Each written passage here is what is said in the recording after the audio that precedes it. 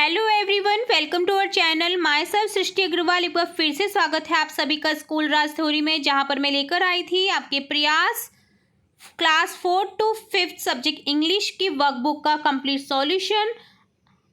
यहाँ पर इस वीडियो में हम देखने जा रहे हैं बेसलाइन असेसमेंट पार्ट सेकंड का सॉल्यूशन। तो चलिए फटाफट से देखते हैं। फर्स्ट क्वेश्चन है, complete the following words with appropriate letter. Appropriate letter, सही शब्द सही लेटर के साथ में आपको शब्दों को पूरा करना है। तो ये हो जाएगा BOX बॉक्स, ये हो जाएगा PEN पेन, CAR कार, और ये हो जाएगा rate RAT rate. Second question है, match the same sounding words pot hot. Rhyming words भी जिन्हें बोला जाता है, टॉय बॉय, कैट मैट, से वे। ठीक है, एक लेटर का अंतर है, एंडिंग साउंड जो है इनका सेम रहता है। ठीक है। थर्ड क्वेश्चन है, right the words for the following action. Action क्या की जा रही है तो वो आपको बताना है, यानी क्रिया। तो यहाँ पर देखिए बच्चा खा रहा है, इसे बोलेंगे EAT ईट। ठीक है, तो ये ए है, कंफ्यूज नहीं होना है आपको। इसी तरह से ये है स्लीप, सोना, ये है फाइट, लड़ना, ड्राइविंग, ड्राइव करना। आगे है use AN the correctly. AN का यूज़ कहाँ कहाँ किया जाता है? N का यूज़ अगर आपको याद है तो आप A का यूज़ इजीली कर पाएंगे। N का यूज़ किया जाता है AEIOU वोवल से पहले, ठीक है, और A कॉन्सोनेंट से पहले, और D का पर्टिकुलर कोई थिंग होती है, किसी पर्टिकुलर चीज़ की अगर बात कर रहे हैं, यूनिवर्सल थिंग्स हो गई या जो भी संसार में एक है, उसके लिए D का यूज़ करते हैं। ठीक है, तो यहाँ पर देखिए N एप्पल हो जाएगा क्योंकि A वोवल है। कैटल के आगे A लिख देंगे, K कॉन्सोनेंट है। हॉर्स A लिख देंगे, अ हॉर्स, क्योंकि कॉन्सोनेंट है H। और R, अब देखिए आप यहाँ पर सोच रहे होंगे कि मैम H तो कॉन्सोनेंट है बट हमने N कैसे लिखा, क्योंकि इसका जो हम प्रोनाउंसिएशन करते हैं तो यहाँ पर हार नहीं बोलते हैं, इसको बोलते हैं आर, आवर। ठीक है, अ का साउंड आता है जो कि आपका स्वर है, यानी वोवल हो जाएगा, तो ऑप्शन यहाँ पर लिखेंगे हम N। ठीक है, इसी तरह से एक और वर्ड होता है ऑनेस्ट। ठीक है, हॉनेस्ट नहीं होता है, वो ऑनेस्ट होता है, HONEST, ऑनेस्ट। यहाँ पर देखिए सन एक ही होता है, यूनिवर्सल थिंग है, सूर्य, तो यहाँ पर दी का यूज करेंगे। नेक्स्ट क्वेश्चन फिफ्थ है, use appropriate adjective from the box to complete this sentence. यहाँ पर दिए गए बॉक्स में से वर्ड्स को चूज करना है और करेक्ट करना है सेंटेंसेस के यूज करके। तो फर्स्ट सेंटेंस हो जाएगा, अ मैंगो इज, कैसा होता है मैंगो? येलो, तो यहाँ लिख देंगे yellow. Elephant is a big animal, elephant हाथी कैसा होता है? बड़ा जानवर होता है। Ice cream is always sweet, ice cream हमेशा मीठी होती है। दिस स्टोरी इज फनी, यह बहुत ही फनी स्टोरी है। ठीक है, तो इस तरह से यहाँ पर ये फिफ्थ क्वेश्चन होता है डन। नेक्स्ट देखेंगे six question, use the correct pronouns. Pronoun क्या होता है? नाउन्स के जो स्थान पर यूज किए जाते हैं, नाउन के प्लेसेस पर यूज किए जाने वाले शब्दों को कहा जाता है प्रोनाउन, हिंदी में बोला जाता है सर्वनाम। तो यहाँ पर शी तो यूज किया जाता है गर्ल वुमन के लिए, और ही यूज किया जाता है मैन बॉय के लिए। टू कंप्लीट द सेंटेंस आपको ही शी का यूज करके कंप्लीट करना है सेंटेंस। ये है देखिए लेडी डॉक्टर दिख रही है यहाँ पर, तो यहाँ पर लेडी के लिए यूज करेंगे शी इज अ डॉक्टर। यहाँ पर देखिए एक टीचर पढ़ा रहे हैं जो कि हो जाएगा he is a doctor. Right the name of any 4 domestic animal, domestic animal के नाम लिखने आपको कोई भी 4, डोमेस्टिक यानी घरेलू जानवर, पालतू जानवर। ठीक है, जो कि हो जाएगा cow, buffalo, camel, dog. Next question है, your teacher ask you how are you, आपकी टीचर ने आपसे पूछा कि आप कैसे हो, how are you, what can you be the answer, your response क्या होगा आपका? I am fine, option C correct कर देंगे, और सी आपको ब्रैकेट में लिख देना है। ठीक है, नाइन्थ क्वेश्चन है, which day comes between Monday and Wednesday. Monday और वेनसडे के बीच, बिटवीन का अर्थ होता है के बीच में, तो क्या आता है? Tuesday.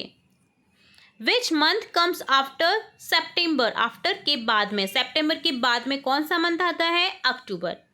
Right the name of following numbers, number को आपको क्या करना है? नेमिंग वर्ड्स में लिखना है। 12 को लिखेंगे 12, 14, 9 और 20। नेक्स्ट क्वेश्चन है, choose appropriate preposition to complete sentence. Preposition को यूज़ करना है आपको, सही प्रीपोजिशन का यूज़ करना है चित्र को देखते हुए। द रैट इज़, रैट कहाँ पर है, टेबल के नीचे, के नीचे के लिए आता है अंडर, तो यहाँ पर हो जाएगा the rat is under the table. The crow is sitting, अब क्रो कहाँ पर बैठा है, कौवा कहाँ पर बैठा है, शाखा के ऊपर।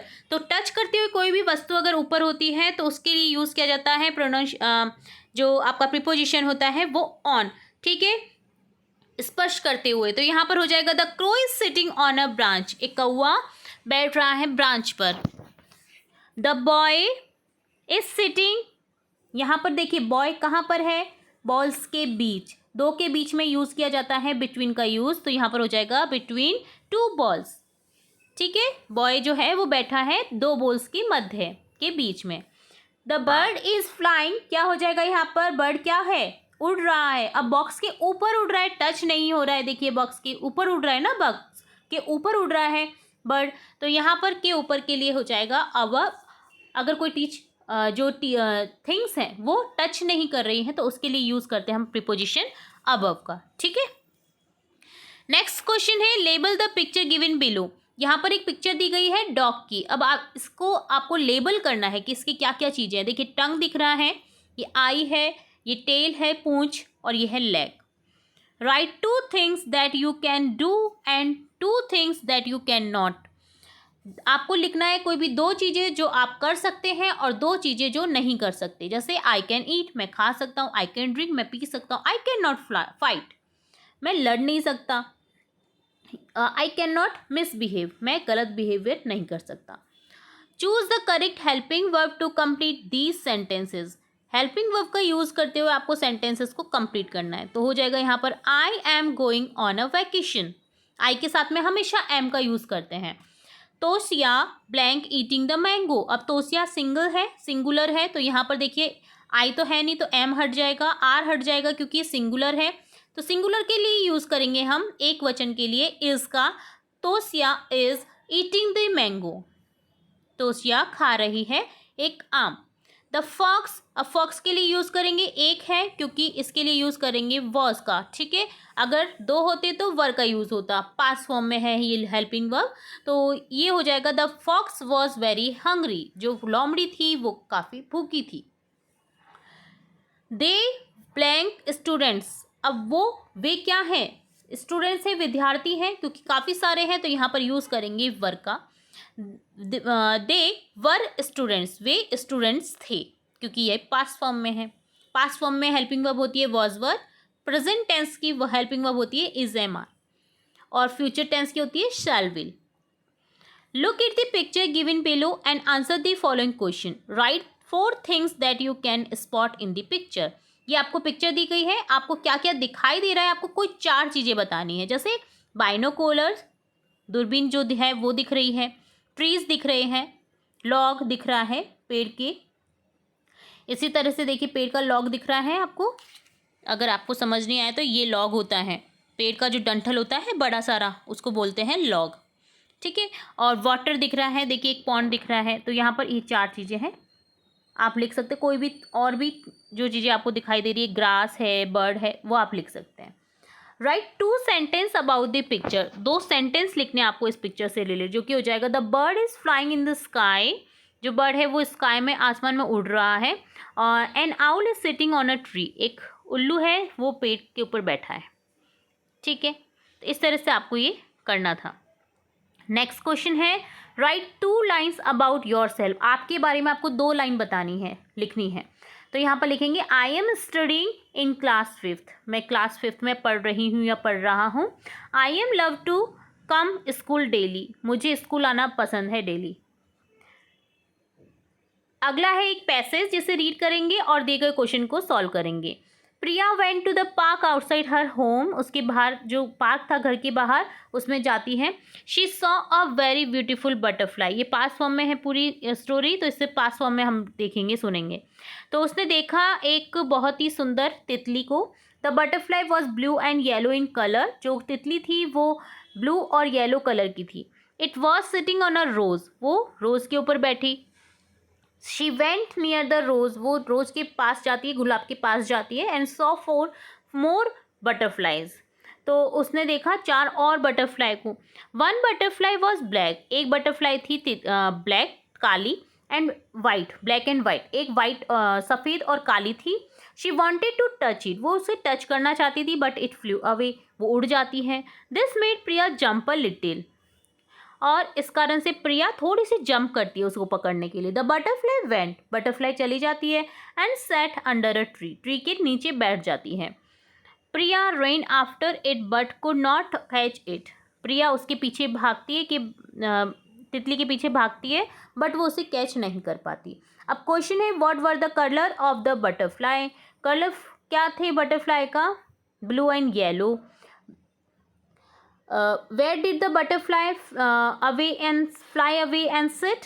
The butterfly went and sat under a tree. What happened when Priya tried to touch the butterfly? क्या होता है जब प्रिया तितली को टच करती है तो butterfly flew away, butterfly उड़ जाती है। Could Priya catch the butterfly? क्या कैच कर पाती है, पकड़ पाती है बटरफ्लाई को, तितली को प्रिया? नहीं, तो यहाँ पर लिख देंगे no because butterfly flew away, क्योंकि वो उड़ जाती है, तितली उड़ जाती है। इस तरह से डन होता है आपका बेसलाइन असेसमेंट पार्ट सेकंड का सॉल्यूशन। ये काफ़ी बड़ा था, तो उम्मीद है आपको ये अच्छे से समझ आया होगा। तो ये डन होता है आपका प्रयास सब्जेक्ट इंग्लिश की वर्कबुक का बेसलाइन असेसमेंट पार्ट सेकंड का सॉल्यूशन। इसी तरह हम आगे की वर्कशीट्स के सॉल्यूशन भी देखते रहेंगे, तो जुड़े रहिए आपके अपने चैनल के साथ। वीडियो को पूरा देखने के लिए धन्यवाद।